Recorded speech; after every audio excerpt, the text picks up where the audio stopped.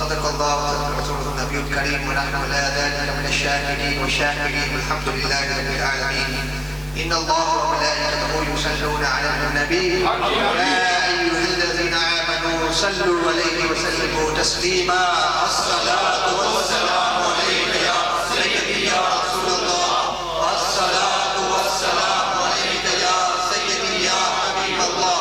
الصلاة والسلام عليك يا سيدي يا رسول الله. الصلاة والسلام عليك يا سيدي يا حبيب الله. الصلاة والسلام عليك يا سيدي يا رسول الله. الصلاة والسلام عليك يا سيدي يا حبيب الله. True in our Halik Allah and true in our Malik Allah. The sustainer Allah, the maintainer Allah, the cherisher Allah. The creator Allah is the most magnificent, the most merciful, the most kind. And the creator created everything in the best of form, in the best of creation, everything. Whenever you look at creation, you praise that creation. But in reality, the most honored creation was the existence of creation. In reality, the existence of creation, of every creation, was the existence and coming of his Nabi alayhi salatu wasalam.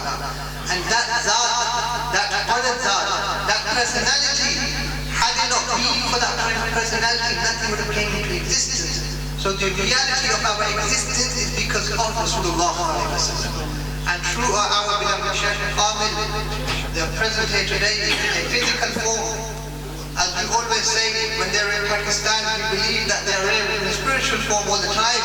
We have been honored and granted that Sa'adat to sit physically in the presence of our Shaykh Kamil, as we were lost in this dunya, trying to find many paths to success.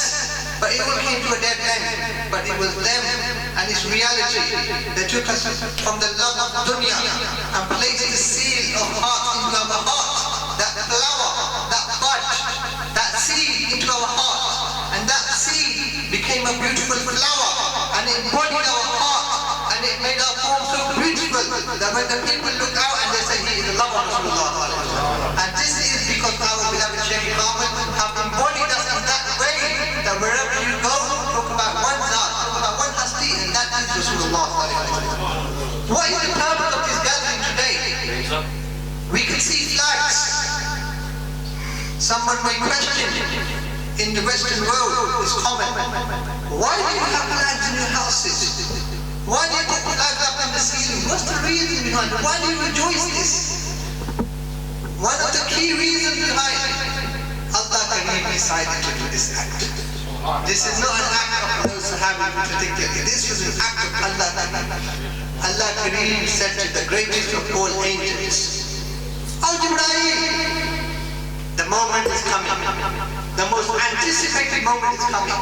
An example, when someone's son gets married, you get an invitation, you book the hall, you arrange something, you make everything perfect.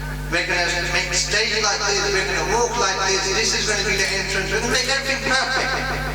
Look how Allah Kareem prepared everything for the arrival of the Habib alayhi salatu wasalam. The most greatest, all greatest arrivals. One of those examples, from that greatest arrival, we cannot even begin to talk about the arrival of Rasulullah. If someone starts talking about the arrival of Rasulullah, my iman, what I want to talk about, my Shaykh Kamil, if someone has got life from Adam and Islam up to Yawm al-Qiyamah, he cannot do justice on the arrival of Rasulullah, because there's Allah is what we have resulted through your remembrance. Nobody can give justice to this. What happens? Allah can say this to the great angel. This is, and the same thing with Julus. Why do you Julus for people ask? This is another thing Allah can command. Oh Jibreel, go down to the earth. My Habib is about to arrive. I want to declare this to the whole world. Who's in the world? Allah's creation. The animals, the plants, and everything. I want to declare it to every single creation of mine that my Habib is alive. What does Jibreel alayhi salam do? Sayyidina Jibreel alayhi salam looks around the heavens. Oh angels, all angels come, get all the angels form of a jalus, the angels descend to the heaven sending durood of salam to Rasulullah. What has happened? Sayyidina Jibreel alayhi salam has been given 3 flags. 3 flags. Oh Jibreel, these are 3 flags. Not just ordinary flags. These are the flag of Risalat of Rasulullah. The finality of Rasulullah. Not no ordinary flag. This is that flag. Once it's placed somewhere, nobody can take it off. What happened? Sayyidina Jibreel alayhi salam goes down to the earth, places one flag on the east side of the world, once on the west side of the world, and you know where the third appointment was? They went to Makkah and Makarma, where today everybody goes to do dua to that beautiful Kaaba Sharif, the honored Kaaba Sharif. Rasulullah looked at the Kaaba Sharif and said, I love you. I don't want to leave you. I am leaving you on the hukum of Allah subhanahu wa ta'ala. That honored Kaaba Sharif.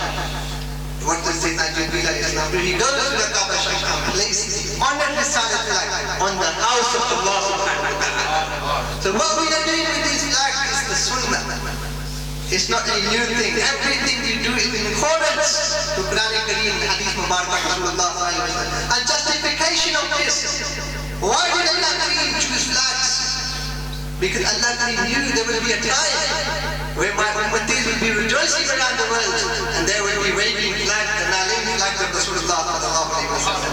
What we are doing in the sunnah of Jibreel alayhi salam by having flags in our houses. By our sharing our said, don't just wave flags, wave the flags in your hearts with the love of Rasulullah sallallahu alaihi wasallam.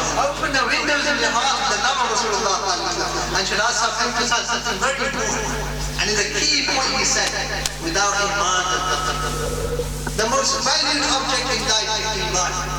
The most valued object in life, in reality, is iman. That's the only thing that is salvation upon and dependent on iman. And iman is what? Iman is not situated in different groups. Iman is not situated in different fractions or different stages. Iman is simple. Love Rasulullah. Without the love of Rasulullah, there is nothing. Iman is the love of Rasulullah. But then someone may ask, if we have love of Rasulullah, what about namaz, what about all this? Well, reality is this. If you love Rasulullah, you're going to pray your salah. If you love Rasulullah, you're going to do all these actions. So the reality of faith is love, dependence and everything is because of Rasulullah. I'll finish up with these beautiful words of the poet.